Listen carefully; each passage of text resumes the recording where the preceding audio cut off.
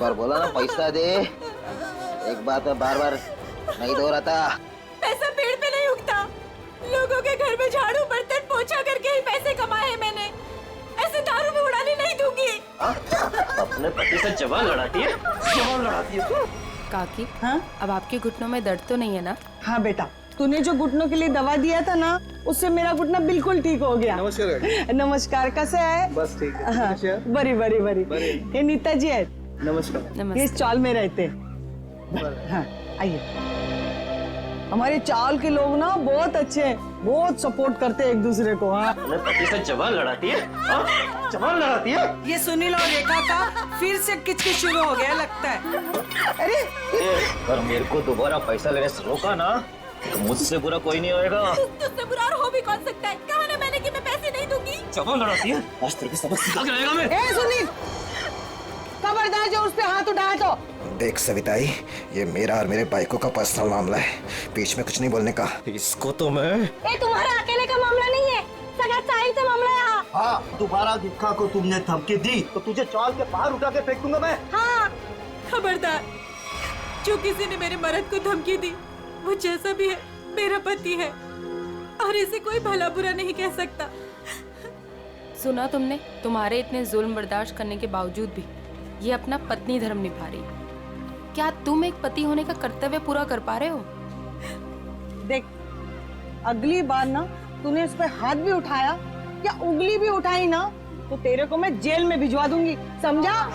गलती हो गई, गलती हो गई, चल जा अभी। माफी हमसे नहीं, अपनी पत्नी से मांगो। अरे बस जाने दो, चलो नहा लो, मुझे भी काम के लिए निकलना है। चलिए, अच्छा है, सुनील को अकल आ गई आज। सुनील को तो सबक मिल गया, लेकिन इन दोनों का झगड़ा देखकर ना मेरे को मेरे पुराने दिन याद आ गए। आपके पति भी? हाँ, बहुत शराब पीता था, हर वक्त नशे में रहता था, और जब नशे में नहीं रहता था ना तो इसी तरह जबरदस्ती मेरे से पैसा मांगता था। और आप पैसे दे देती थी? हाँ, क्या करती?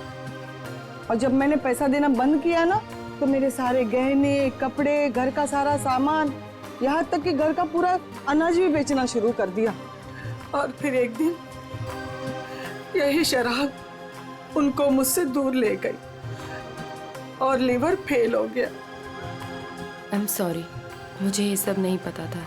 अब आपके पति के बाद आपके घर में कौन कौन है? मेरे 2 बच्चे थे, अनुज और कशिश। भगवान भी इतना निर्दयी है ना, एक एक्सीडेंट में मेरे 2 बच्चों को मुझसे छीन लिया। ये समझ सकती हूँ कि अपने को खोने का गम क्या होता है। हौसला रखिए, आने वाले दिन खुशियां ही खुशियां लेकर आएंगे। कल की इसी उम्मीद पे तो मैंने ये एनजीओ की स्थापना की थी और चाल के सारे परिवार वालों को मैंने अपना परिवार माना। काकी, आप बहुत ही नेक काम कर रही हैं। अच्छा अभी रहने दे, ज्यादा तारीफ मत कर मेरी। हाँ चल अंदर चल, मैं तेरे को ना गरम गरम चाय पिलाती हूँ। हाँ अरे नहीं काकी, मुझे ना लेट हो रहा है और आज ही मुझे कॉलेज भी जाना है अपने थीसिस का फॉर्म भरने। तो हम शाम को मिलते हैं चाय पे? पक्का ना? संभल के जाना। हाँ? आज तो बहुत लेट हो गई।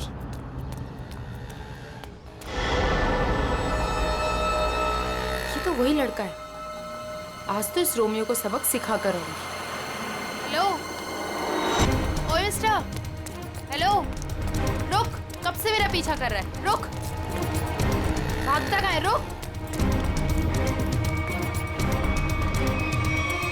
भाग गया, पता नहीं कहाँ कहाँ से आ जाते हैं। पर सविताई, मुन्नी को स्कूल भेजकर क्या फायदा? बाद में उसे शादी करके चूल्हा चौका ही तो संभालना है।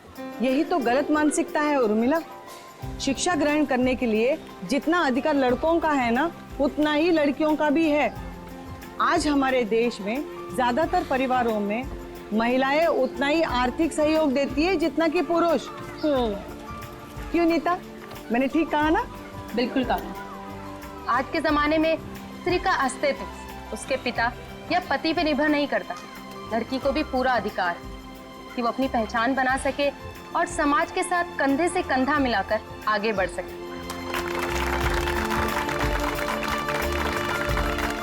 क्या बात है, आप दोनों के विचारों से हम सब सहमत हैं। हाँ तो मुन्नी का स्कूल जाने का पक्का हो गया। हाँ, पक्का। ये फिर से यहाँ आ गया। लगता है इसको सुबह की डांट का कुछ असर नहीं हुआ। कौन है ये नीता, तुम जानती हो? नहीं काकी, पता नहीं कौन है और कहाँ से आया है, लेकिन रोज मेरा पीछा कर रहा है। अरे पहले क्यों नहीं बताया? चलो जमकर खबर लेते हैं आज इसकी। चलो चल। हेलो, तुम मेरा पीछा करते करते यहाँ तक आ गए? क्या कर रहे हैं? चाहते क्या वहाँ? अरे कहाँ जा रहे मैं हैं? तुमसे बात कर रही हूँ। अरे सुनाई दे रहा है कि नहीं दे रहा है? क्या हो गया इसे? अरे सीढ़ी, अरे ये तो छत, अरे सुनो, छत के ऊपर जा रहा है। कहाँ जा रहे हो? एक किधर जा रहा है ये? रुको। हाँ, अरे क्या कर रहा है? अरे नीचे उतर। अरे खोपड़ी सटक ली है तुझी, क्यों जान देना चाहता है अपनी? अरे बोल ना कुछ। अरे बोल। मैं यहाँ कैसे आया? इधर क्या कर रहा हूँ मैं? तेरे को नींद में चलने की आदत है क्या? हाँ? कब से बुला रहे हैं तेरे को? ड्रामा मत करो, बताओ कि मेरा पीछा क्यों कर रहे थे? मैं बात करती हूँ। बेटा देख, तेरे दिल में ना जो कुछ भी है सच सच बता दे। तू नीता को पसंद करता है क्या? वो बात नहीं है, मैं तो नीता जी का बॉडीगार्ड हूँ। इनके पिताजी ने मुझे इस काम पर रखा था कि इनकी मैं रक्षा करूं। उन्होंने ये भी कहा था कि इनको पता न चले। झूठ मत बोलो, मेरे पापा मुझसे बिना पूछे कुछ नहीं कर सकते। मैं सच कह रहा हूँ, ये मेरा आईडी कार्ड।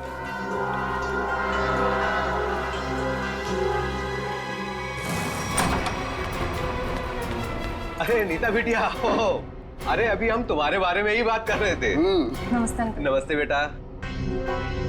क्या बात है बेटा, अंकल से नमस्ते और पापा से हेलो हाय कुछ भी नहीं?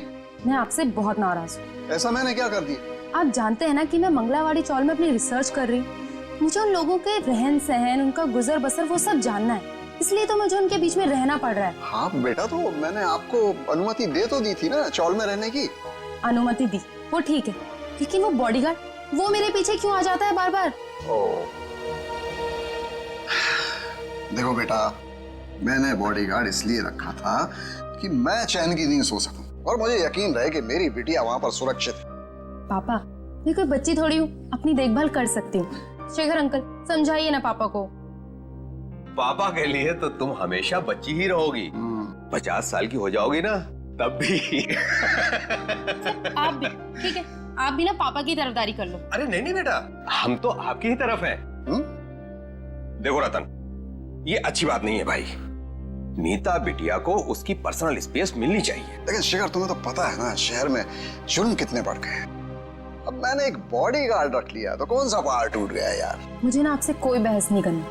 कल मेरा जन्मदिन है और ये मेरा जन्मदिन का गिफ्ट कि नो बॉडीगार्ड। अरे हाँ, कल तो नीता बिटिया का जन्मदिन है।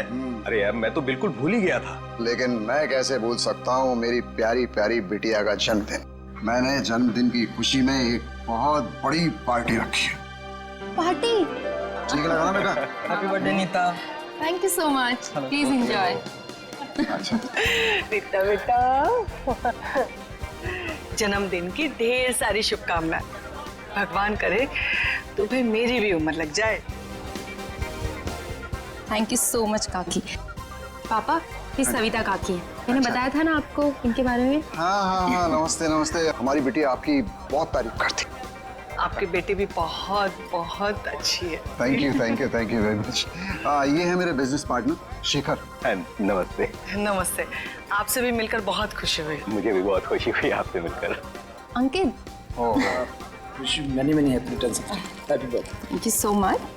अरे sir, looking handsome sir. Thank you. अच्छा सर, कल हमारे नए प्रोजेक्ट की मीटिंग फिक्स हुई है, सुबह 10 बजे। 10 बजे, ओके डन। हेलो जी, ये मेरी बर्थडे पार्टी है, आपका ऑफिस नहीं, तो ये जो अपना काम है ना ऑफिस तक ही रखिए। सॉरी बेटा, सॉरी।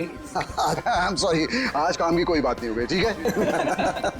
चलो अब केक काटे। पापा बस एक मिनट, छोटा सा सरप्राइज है। रामू, श्याम, जल्दी से सारे मेहमानों के चश्मे ले आओ।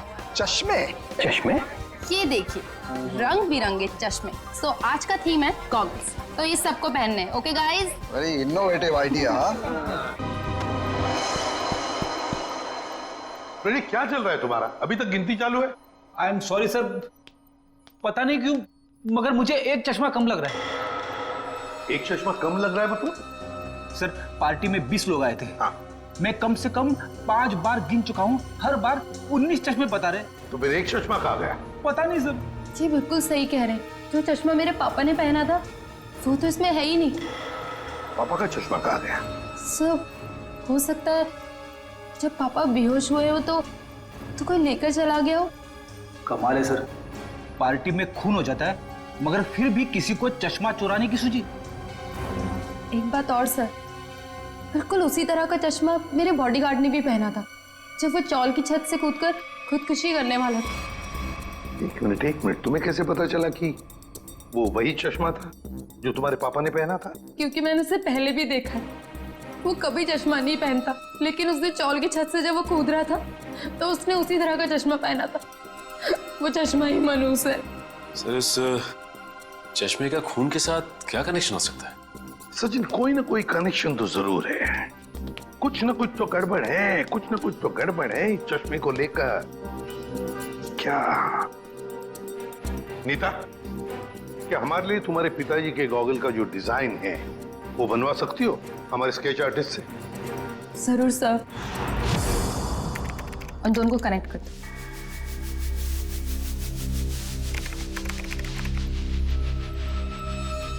सर ठीक है, थैंक यू। कमाल का डिजाइन है ये इस चश्मे का। सर ये चश्मा तो कस्टम मेड लगता है, क्योंकि रेडीमेड चश्मों की डिजाइन ऐसी नहीं होती। हाँ श्रेया, ये ऑर्डर दे के, डिजाइन देकर बनाया गया चश्मा है ये। पता लगाना पड़ेगा शहर में ऐसी कौन सी दुकानें हैं, कितनी दुकानें हैं जो इस तरह के चश्मे बनाती हैं। फिर सानिया की आया के बारे में भी पता लगाना पड़ेगा। हेमलता जी? कौन है? आप सानिया की आया थी ना? हाँ, पर आप लोग? देखिए, हम सीआईडी से। सीआईडी? माफ करना माँ जी, हम लोग ने आपको परेशान किया। ठीक है बेटा, दिवस भर में आराम ही करती हूँ, पर आप लोग यहाँ कैसे? देखिए हिमलता जी, आप सानिया की आया रही बचपन से, है ना? और फिर सानिया ने आत्महत्या भी की, ये तो आप जानती ही हैं। अब ये जानना चाहते हैं कि क्यों सानिया ने क्यों आत्महत्या की।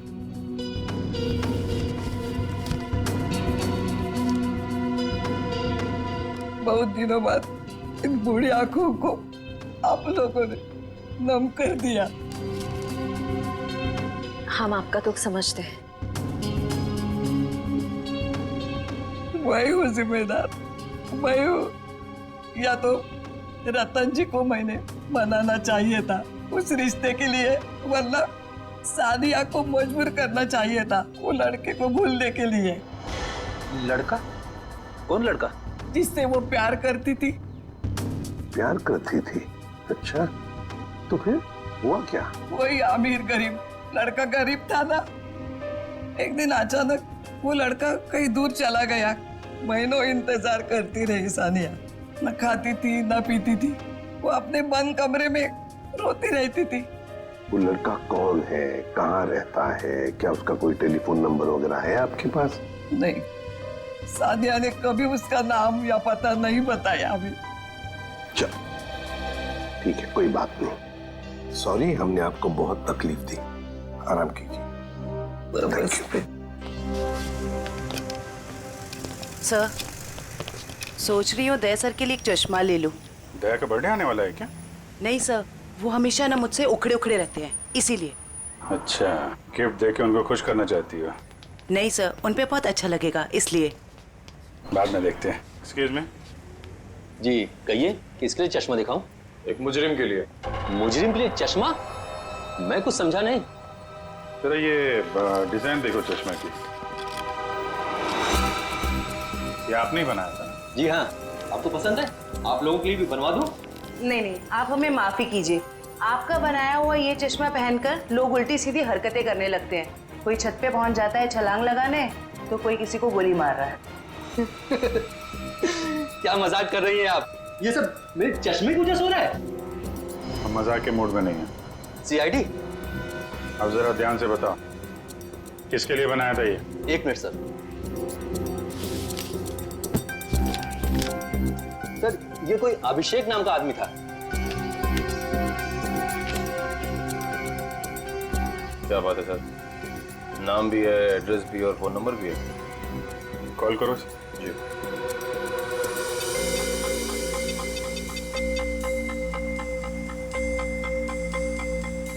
सर, नंबर गलत है। गलत? लगता है एड्रेस भी गलत है। दिल दरिया कॉलोनी। दिल दरिया कॉलोनी कभी सुना है आपने? कहीं कहाँ पे है मुंबई में? सॉरी सर, मैंने एड्रेस ठीक से देखा नहीं था। आंखों का बिजनेस करते हो तुम? आदमी को तो देखा होगा ठीक से। दरअसल सर, मैं उस वक्त दुकान पर नहीं था। मेरा कारीगर जगनलाल था, उसने ही अभिषेक को देखा था। बुलाइए जरा ये जगनलाल जी को। जगनलाल जी साहब, ये लोग सीआईडी से हैं। जरा इन्हें बताओ, ये खास डिजाइन वाला चश्मा किसने बनवाया था? साहब, वो बड़ा ही अजीब आदमी था। बड़ी सी टोपी पहन रखी थी, आंखों पर काला चश्मा लगाया था, और ना जाने कितने दिनों से उसने दाढ़ी नहीं की थी। काफी लंबी दाढ़ी थी उसकी। ओह, नाम और एड्रेस की तरह हुलिया भी नकली। कुछ और याद आता है इस आदमी के बारे में? हाँ सर, अक्सर जो लोग चश्मा बनाते हैं ना, वो सामान हमारे दुकान से ही लेते हैं, लेकिन वो खुद अपना सामान लेके आया था। फ्रेम, कांच और एक अजीब सी छोटी सी चीज उसने लगाई थी चश्मे में। छोटी सी चीज? अच्छा, उस चीज के बारे में कुछ बता सकते हैं आप? अपने मोबाइल का सिम कार्ड होता है ना, उससे भी छोटी चीज थी। और साहब, चश्मा बनने के बाद उसने मुझे पहनने भी नहीं दिया। मुझे फिटिंग चेक करवानी थी तो बोला चश्मा गंदा हो जाएगा। ये भी कोई बात हुई? कोई बात नहीं। आप जरा ये मेरा कार्ड रखिए। अगर वो आदमी दोबारा आए या दिखाई पड़े तो मुझे फोन करना, और उसको नहीं बताएंगे, इतना तो समझते हैं ना आप? समझ गए सर। सर, हाँ, ये रोहन और मीशा है, ये सानिया के बड़े अच्छे दोस्त थे। घबराओ मत। देखो, हमने तुम्हें यहाँ कुछ सवाल पूछने के लिए बुलाया है। कैसे सवाल सर? सानिया के बारे में। क्या तुम लोगों को पता है सानिया ने ऐसा क्यों किया, क्यों आत्महत्या की? पता नहीं सर, अगर उसे कोई प्रॉब्लम होती तो हम जरूर उसकी मदद करते, लेकिन ऐसा कुछ नहीं था सर। एक बात बताओ, क्या सानिया का कोई बॉयफ्रेंड वगैरह था? कोई लड़का था उसकी जिंदगी में? हाँ सर, एक लड़का तो था, मगर उसने कभी हमें उससे मिलवाया नहीं। क्यों? पता नहीं सर, वो बोली सब कुछ ठीक हो जाने के बाद सबको बताएगी। बहुत सीरियस थी उसको लेकर, शादी करना चाहती थी उससे। अच्छा, क्या नाम क्या था उस लड़के का? नहीं सर, उसके बारे में कुछ भी नहीं बताया था। पर हाँ सर, वो कॉलेज खत्म होने के बाद मंगलावाड़ी चौल जाती थी। 1-2 बार तो मैंने खुद उसे वहाँ पे छोड़ा था। वहाँ पे एक लड़का बाइक पे हेलमेट पहने उसका इंतजार किया करता था। मंगलावाड़ी? चलो, थैंक यू वेरी मच, तुम दोनों जा सकते हो। मंगलावाड़ी चाल? सर, नीता तो वहीं पे रिसर्च करती थी। और उसकी बहन सानिया, नीता की बहन सानिया जिस लड़के से मिलने जाती थी, वो मंगलावाड़ी चाल में ही रहता है। मंगलावाड़ी चाल में। कुछ समझ गए? समझ गया सर। मतलब ये नीता उस लड़के को जानती है, मगर जानबूझ के हमसे छुपा रही है। हाँ, मंगलावाड़ी चाल। इस लड़की को देखिए, क्या आप में से कोई भी इसे जानता है, कभी देखा है? हाँ, ये अक्सर हमारे चौल में आया करती थी उस लड़के से मिलने। कौन सा लड़का? मनोज नाम था उसका, इसी चाल में रहता था वो। रहता था मतलब? अब नहीं रहता? वो दरअसल कुछ साल पहले उसे सजा हो गई थी। अब तक तो सजा पूरी भी हो गई होगी, पर वो वापस लौटा नहीं। क्या क्या किया था उसने? सर, पक्के से तो पता नहीं। पुलिस कह रही थी चोरी चकारी का इल्जाम है उस पर। मनोज, चल, thank you very much. Sir, जिस मनोज की आप बात कर रहे हैं, उसका तो सर कोई भी पुलिस रिकॉर्ड नहीं है। सुमी जी, ये कैसे हो सकता है, जबकि मंगलावाड़ी चाल में रहने वाले लोगों ने हमें बताया कि 5 साल पहले मनोज को उसी चाल में से गिरफ्तार किया था। सर सारी फाइलें आपके सामने रखी हुई हैं। 5 साल के सारे रिकॉर्ड आप देख चुके हैं, मगर कहीं भी इस नाम का कोई शख्स नहीं है। हो सकता है मनोज की फाइल गुम हो गई। ऐसा कैसे हो सकता है सर? क्यों नहीं हो सकता? तो फिर मनोज की फाइल मिल क्यों नहीं रही है? हो सकता है सर आपको कोई गलत इंफॉर्मेशन मिल गई हो, या फिर इस नाम का कोई शख्स हो ही ना, या फिर चौल वालों ने आपसे झूठ बोल दिया। होने को तो यह भी हो सकता है कि मनोज की फाइल यहां से जानबूझकर गायब की गई।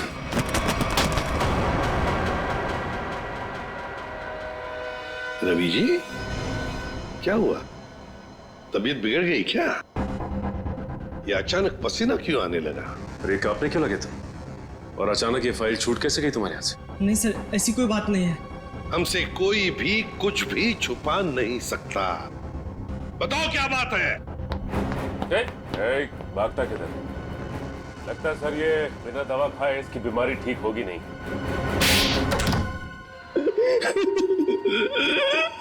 सर मुझे माफ कर दीजिए, मेरे पैसों के कारण मैंने उसकी फाइल जला दी। शर्म आनी चाहिए तुम्हें। पैसों की लालच में तुमने एक मुजरिम की मदद की, और तो और अपने नौकरी से गद्दारी की, अपने देश से भी गद्दारी की तुमने। कौन से जेल में है मनोज? सर तिलक नगर जेल में था। 7 साल की सजा थी उसे। अच्छे व्यवहार के कारण 4 साल में उसे रिहा कर दिया गया। सर अगर वो अच्छे बर्ताव के लिए रिहा हो ही रहा था तो फिर रिकॉर्ड नष्ट करने के लिए उसे घूस देने की क्या जरूरत थी? सचिन, शेखर और रतन, इन दोनों के बीच में जो बहस हुई थी उसमें शेखर बोल रहा था कि वो वापस आया है, तो फिर जरूर वो मनोज के बारे में बात हो रही थी। सर उस चश्मे वाले का फोन। हाँ सर, मैं जगन्नाथ चश्मे वाला। सर अभिजीत सर का फोन नहीं लग रहा था, इसलिए मैंने आपको फोन किया। हाँ बोलिए। सर वो आदमी फिर आया था चश्मा बनाने। अब इस वक्त कहाँ है वो आदमी? सर वो जाते वक्त फोन पे बात कर रहा था, कह रहा था कि किसी विद्युत नगर जा रहा है, सेक्टर 5। विद्युत नगर? नीता भी तो विद्युत नगर में रहती है। माय गॉड, नीता की जान को खतरा है। हाँ एसीपी सर, हम नीता के घर पहुंच गए हैं।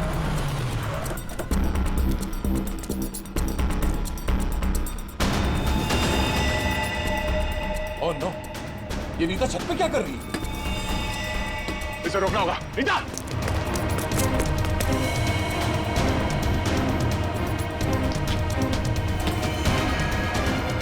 नीता!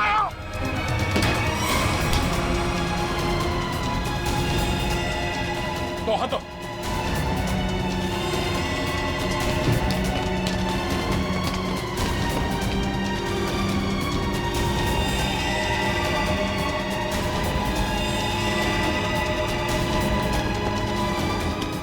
पकड़ो। आ जाओ। मयूर चश्मा। ये क्या कर रही थी तुम? अपनी जान क्यों दे रही थी? जान दे रही थी? मैं क्यों अपनी जान दूंगी? तुम छत पे क्या करने आई थी? छत पे? मैं छत पे क्या कर रही हूँ? मुझे कुछ याद नहीं आ रहा। मैंने वो चश्मा पहना था और पता नहीं मेरा सर दर्द हो रहा है। सर इस केस में ये क्या हो रहा है? लोग अचानक खुदकुशी करने चले आते हैं। सारे हादसों में एक चीज कॉमन है, ये चश्मा। ये चश्मा पहनने से पहले क्या हुआ था वो तो याद है ना तुम्हें? हाँ सर। नीता, मुझे पता है तुम पर क्या बीत रही होगी, लेकिन तुम चिंता मत करो, सब ठीक हो जाएगा। काकी, ये क्या है? ऐसी हालत में मुझे ये गिफ्ट तुम्हें देते हुए बहुत अजीब लग रहा। गिफ्ट? हाँ, तुम्हारा बर्थडे था ना, तो हमारे चौल के बच्चों ने अपने हाथों से बड़े प्यार से तुम्हारे लिए गिफ्ट बनाया।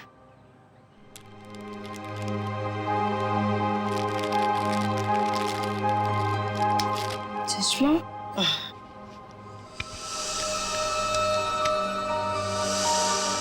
ये सविता जी कौन? सविता जी मंगलवाड़ी चौल में रहती हैं। बड़ी नेक औरत है। ये कितनी नेक औरत है ये तो उनसे मिलने के बाद। अरे अरे अरे अरे सविता जी, लगता है हम लोग गलत वक्त पर आ गए। कहीं जा रही थी आप? हाँ, वो कुछ जरूरी काम आ गया था, इसलिए मैं कलकत्ता जा रही हूँ। लेकिन क्या करें, अब तो आप कलकत्ता जा नहीं पाओगी। क्यों नहीं जा पाऊंगी? वो क्या है ना कि मुजरिमों को यहाँ खुले घूमने की आजादी नहीं। मुजरिम? कौन मुजरिम? शराफत का नकाब उतार। नीता ने हमें सब कुछ बता दिया है। मेरे को कुछ काम है, मैं अब तक तुम्हारी उम्र का लिहाज कर। मुझे सख्ती बरतने पे मजबूर मत करो प्लीज। बताइए। मैंने जो कुछ किया अपने बच्चों के मौत का बदला लेने के लिए किया। बच्चों की मौत का बदला? हाँ, नीता के पिता रतन ने मेरे दोनों बच्चों को मार डाला अपने बिजनेस पार्टनर शेखर की मदद लेके। जान ली? लेकिन क्यों? क्योंकि उसको गलतफहमी हो गई थी कि मेरा बेटा तनुज वही लड़का है जिसे उसकी बेटी सानिया प्यार करती थी। क्यों हुई ऐसी गलतफहमी? क्योंकि एक दिन तनुज सानिया को घर छोड़ने गया था तो रतन ने देख लिया और वो गलत समझ बैठा। फिर शेखर ने गुंडे भेजे इधर मेरे घर पे मेरे दोनों बच्चे तनुज और कशिश को मार डाला। मैं उस टाइम पे घर पे नहीं थी इसलिए जिंदा बच गए। पर नीता ने क्या बिगाड़ा था तुम्हारा? उसे क्यों सजा दी तुमने? क्योंकि रतन ने मुझसे मेरे बच्चे छीने साहब। उसको वही दर्द देना चाहती थी। मनोज कहाँ पर है? मनोज? कौन मनोज? वही मनोज जिसने तुम्हें बदला लेने में मदद की थी। साहब मेरे को नहीं मालूम। बताना तो पड़ेगा ही। ये जादू वाला चश्मा कहां से बनवाया? मनोज कहां पर है? आइए आइए जनाब, आप ही का तो इंतजार था। आइए। बड़े खुश नजर आ रहे हो, क्या बात क्या है? बात ही ऐसी बॉस, आज मैं आपको एक कमाल का जादू दिखाता हूँ। देख साउंड के मेरे पास मजाक करने के लिए वक्त नहीं है, जल्दी बता। अरे यार 2 मिनट, हमेशा काम करते रहते हो, जरा जादू देखो प्लीज प्लीज। तारिका लेके आओ। एक देखो देखो देखो क्या होता है, देखो। ये लीजिए। Very good. सचिन यार तुम ये जरा चश्मा पहन लो। चश्मा? लेकिन मैं ही क्यों सर? अरे पहनो पहनो, मैं हेल्प करता हूँ तुम्हारी। अब सचिन जरा ध्यान से देखो और बताओ कि ये चश्मा वहां से ला करके किसने दिया? अरे सर कैसी बात करते हैं? तारिका ने। नहीं सचिन, गौर से देखो, ये चश्मा वहां से उठा करके तारिका नहीं श्रेया लेकर के आई। मैं? अरे सर कैसी बात कर रहे हैं आप? आपके सामने जो खड़ी है वो तारिका है और जो यहाँ खड़ी है वो श्रेया है। सचिन जरा गौर से देखो और फिर बताओ, तुम्हारे सामने जो खड़ी है वो तारिका नहीं है, वो श्रेया है। सचिन। हाँ सर, मेरे सामने जो खड़ी है वो श्रेया है।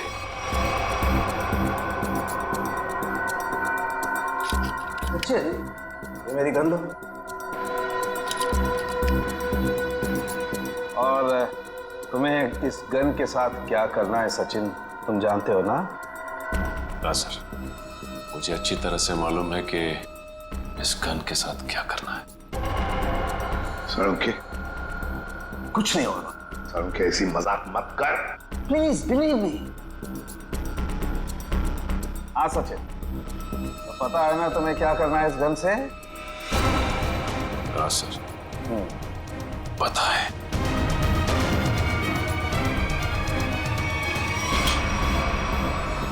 लाओ सचिन, ये गन मुझे दे दो। अब ये चश्मा भी तुम्हारा उतार देना है। बैठ जा बैठ जा। मुझे हो क्या रहा है? सर भारी हो रहा। सचिन अभी अभी आपने मुझे मारने की कोशिश की, मुझ पर गोली भी चलाई। वो तो गन खाली थी इसलिए। ये तुम क्या कह रही हो? मैं तुम्हें मारने की कोशिश क्यों करूंगा? मैं तुम्हें गोली क्यों चलाऊंगा? रिलैक्स रिलैक्स, मैं बताता। बस ये बहुत ही स्पेशल चश्मा है। इस चश्मे में एक डिवाइस लगी हुई, एक ऐसा यंत्र जिसकी वजह से जो इंसान इस चश्मे को पहनता है वो सम्मोहित हो जाएगा, हिप्नोटाइज। और ये नैनो डिवाइस है जो वॉइस रिकॉर्ड करता रहता है। तो जिस इंसान ने चश्मा पहना है उससे ये बताता रहता है कि उसे एग्जैक्टली करना क्या है। आपने जो मुझ पर गोली चलाई वो भी इसी डिवाइस की वजह से। इसलिए वो आवाज आ रही थी। लेकिन ये आवाज हमें सुनाई क्यों नहीं दी? वो इसलिए क्योंकि वो आवाज बहुत ही ज्यादा धीमी है। बॉस, वो आवाज इतनी कम है कि बाजू में खड़ा इंसान भी वो आवाज सुन नहीं सकता है। और जैसे ही ये चश्मा उतारा जाता है, आदमी भूल जाता है कि उसने जब वो चश्मा पहना था क्या किया था उस वक्त। एग्जैक्टली। और इसीलिए रतन जी को ये याद नहीं था कि इन्होंने शेखर पे गोली चलाई। और उस बॉडीगार्ड को भी इसीलिए पता नहीं चला कि वो कब छत पर गया और कब छलांग लगाई। ये सारा इस मनोज का किया हुआ कर्म है। अब वो वक्त आ गया है जो मैंने अपनी पूरी जिंदगी में किया, वो सारे कर्मों का हिसाब होगा। अफसोस पाप का घड़ा उनमें से भी भारी है, लेकिन मेरी जैसी औरत का जीने का कोई अधिकार नहीं है, कोई अधिकार नहीं है। उम्मीद करती हूँ अगले जन्म में अच्छा इंसान बनने की कोशिश करूंगी।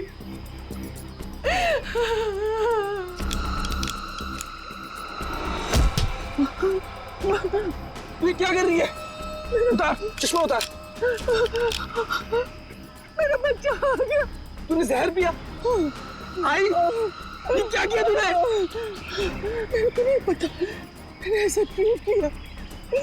बेटा मेरे को माफ कर दे, हमारे साथ इतना ही था। नहीं आई, आई नहीं, आई। जिस किसी ने भी तेरे साथ ऐसा किया है माँ, तेरी कसम उसे छोड़ूंगा नहीं मैं। अब पता चला किसी अपनों पर वो मौत का चश्मा लगाने के बाद कैसे लगता है। चलो अब तुम्हारी आंखों पे कानून का चश्मा चढ़ाते हैं। कहाँ भाग रहे हो? रुक, सचिन उधर से पीछे जाओ उसके।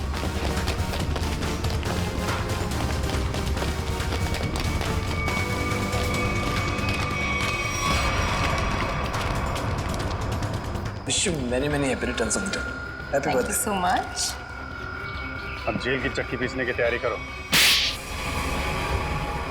सविता जी भले मेरी असली माँ ना थी, पर वो मेरे लिए मेरी माँ से भी बढ़कर थी। उनके बच्चों के मरने के बाद उन्होंने मुझे ही अपना बेटा माना था। मतलब तनुज और कशिश के बाद? हाँ, उन दोनों बच्चों की मौत कोई हादसा वादसा नहीं थी, बल्कि उनका खून हुआ था, जिसे किया था नीता के पिता रतन कुमार ने। और मुझे झूठे रॉबरी के केस में फंसाया भी उन्होंने ही था।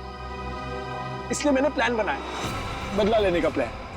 और रतन की कंपनी में ही नौकरी कर ली, लेकिन रतन ने तुम्हें पहचाना नहीं? रतन और शेखर ने मुझे नहीं पहचाना, क्योंकि उन्होंने मुझे कभी देखा ही नहीं था। और इसी बात का मैंने फायदा उठाया, और जेल से छूटने के बाद ना ही मैंने सविता माँ के बच्चों का बदला लिया, बल्कि अपनी सान्या, जिसे मैं इतना प्यार करता था, उसकी भी मौत का मैंने बदला लिया। हमारे पास चले आते, हम तुम्हें न्याय दिलाते। कानून पर से तो विश्वास ही उठ गया था मेरा, इसलिए मैंने खुद ही न्याय करने की सोची। नीता से दोस्ती की, फिर उसे मार दिया। सान्या से प्यार करते थे तुम, इसे प्यार कहते हो? उसकी बहन की जान लेने चले थे तुम। वो तो अच्छा हुआ हम लोग इस वक्त पे पहुंच गए और उसे बचा लिया। क्या नीता जिंदा है? हाँ जिंदा है। बहुत कोशिश की ना तुमने उसे मारवाने की। उसके बॉडीगार्ड को भी वो चश्मा पहना दिया। था कि वो आत्महत्या कर ले, मगर नहीं, तुम्हारा प्लान वैसे ही फेल हो गया। हाँ, मगर रतन का प्लान फेल नहीं हुआ। मैंने वेटर के जरिए उसे खूनी चश्मा पहनाया और उसी के जरिए उसी के दोस्त को मरवा दिया। और फिर हमारे आने से पहले वो चश्मा तुमने गायब कर दिया। तो फिर वो चश्मा सविता के जरिए तुमने नीता तक पहुंचा।